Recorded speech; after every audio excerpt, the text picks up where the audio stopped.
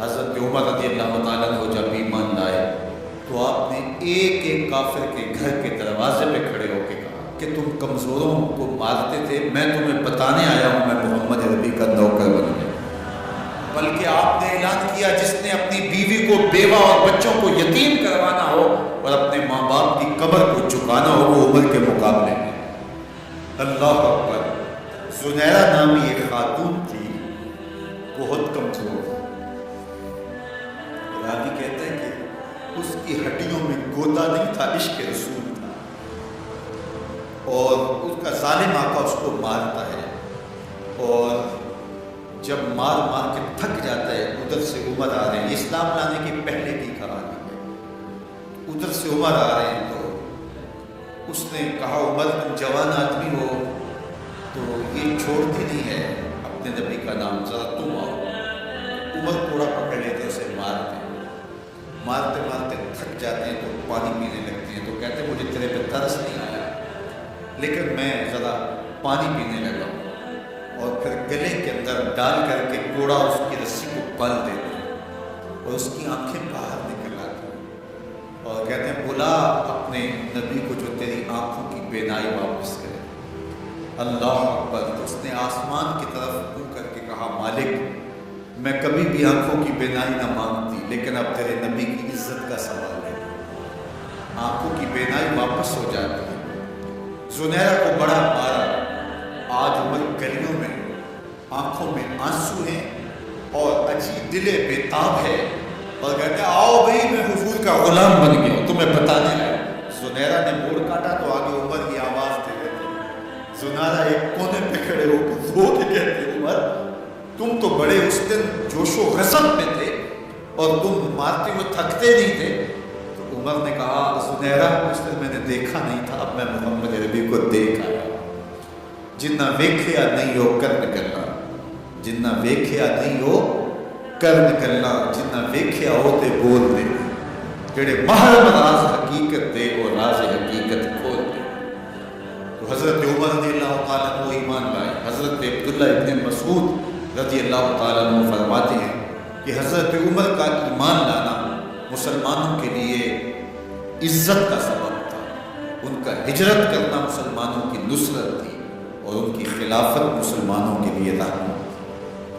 حضرت عمر رضی اللہ تعالیٰ عنہ وہ ہیں کہ میرے حضور نے فرمایا لوگوں جب نیک لوگوں کا ذکر کرو تو میرے عمر کا تذکرہ ضرور کیا کرو۔ میرا عمر وہ ہے کہ جب وہ ایک سمت سے آ رہا ہو، ایک گلی اور بازار سے آ رہا ہو تو شیطان بھی آ رہا ہو عمر کو دیکھ کے راستہ تبدیل کر دے۔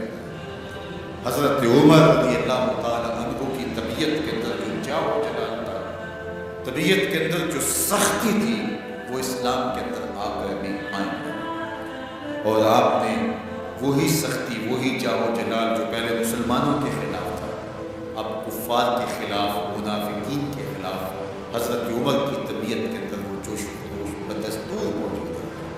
لیکن جس دن آپ خلیفہ بنے تو اس دن آپ نے ممبر پہ چڑھ کے جو خطبہ دیا اس میں کہا لوگوں میں سخت اس لیے تھا کہ رسول اللہ نرم تھا، پھر میں سخت اس لیے تھا کہ حضرت ابوبکر صدیق نرم تھے، اب میں تخت خلافت پہ بیٹھا ہوں، اب میری سختی جو ہے وہ نرمی میں تبدیل ہے، صرف فاسقوں فاجروں اور باغیوں کے لیے میں سخت ہوں، باقی تمہارے لیے نرم ہوں۔ سب سے کم جو تنخواہ بیت المال سے اگر کسی وجود میں لی ہے تو وہ حضرت عمر رضی اللہ تعالیٰ صرف 2 جوڑے لیتے تھے سال میں، اور راوی کہتا ہے کہ میں نے دیکھا ہے کہ اس میں بھی 17 پیبند لگے ہوئے تھے۔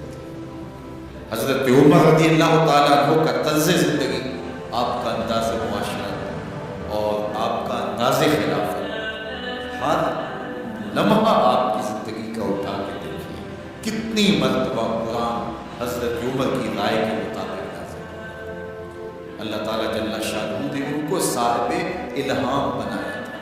ہر امت میں کوئی صاحب الہام ہوتا ہے، حضور کی امت کا صاحب الہام حضرت عمر رضی اللہ تعالیٰ، اور آقا کریم نے انہیں اپنا وزیر قرار دیا۔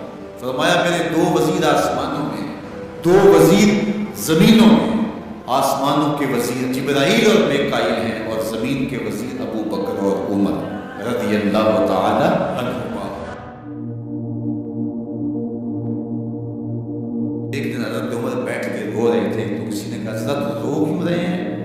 فرمایا کہ میں اس لیے رو رہا ہوں کہ فلاں پل سے بکریاں گزری ہیں، تو پل کے اندر شکستگی تھی، ٹوٹا ہوا تھا پل درمیان، اس میں ایک بکری کی ٹانگ ٹوٹ گئی ہے، تو میں ڈرتا ہوں کہ میرا رب یہ نہ پوچھے کہ عمر تو نے پل صحیح تعمیر نہیں کروائے تھے کہ ایک بکری کی ٹانگ ٹوٹی ہے۔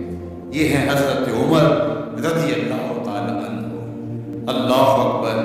تو اللہ تعالیٰ جل شانہ نے حضرت سیدنا عمر بن خطاب رضی اللہ تعالیٰ عنہ سے جو کام لیا، مختصر دور خلافت کے اندر 10 سال 6 ماہ 4 دن آپ نے خلافت فرمائی ہے، لیکن کہاں سے چلے اور یہاں مکران تک، بلوچستان کا حصہ ہے، یہاں تک آپ کے سلطنت کی حدود وسیع، ادھر آرمینیا تک جا پہنچے، حمص فتح کیا، قادسیہ، یرموک۔ آپ ذرا دیکھیے کہ کہاں تک آپ کی فوجوں کے گھوڑے دوڑتے رہے، اور اللہ تعالیٰ جل شانہ نے ان کو جو توانائی، عدل و انصاف کی قوت عطا فرمائی۔ اللہ اکبر۔ جب زمین پہ عدل کیا ہو تو زمین بھی حکم مانتی ہے، اور حضرت عمر وہ تھے جن کا حکم ہوائیں بھی مانتی تھی، زمین بھی مانتی تھی، جن کا حکم جو ہے وہ آگ بھی تسلیم کرتی تھی اور دریا بھی ان کا حکم مانا کرتا تھا۔